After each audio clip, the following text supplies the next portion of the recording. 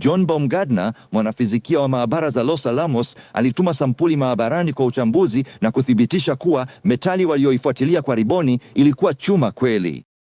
Kwa upana na urefu kujulikana, swali pekee lililobaki lilikuwa kina.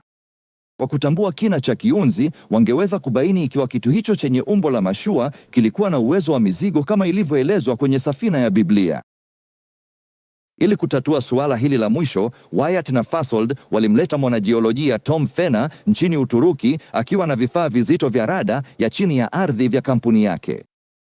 Vifaa kama hivi vilipata kisanduku cheusi cha kurekodi sauti kwenye sakafu ya mto Potomac ulioganda baada ya ajali ya Air Florida. Ilikuwa hapa, maili kadhaa kabla ya eneo lenye umbo la mashua, ambapo mchezo wa kusubiri ulianza kwa Fenner na wengineo. Kikundi hicho kilihitaji ruhusa ya mwisho kutoka serikali ya Uturuki ili kukamilisha uchunguzi wao wa mlima Doomsday.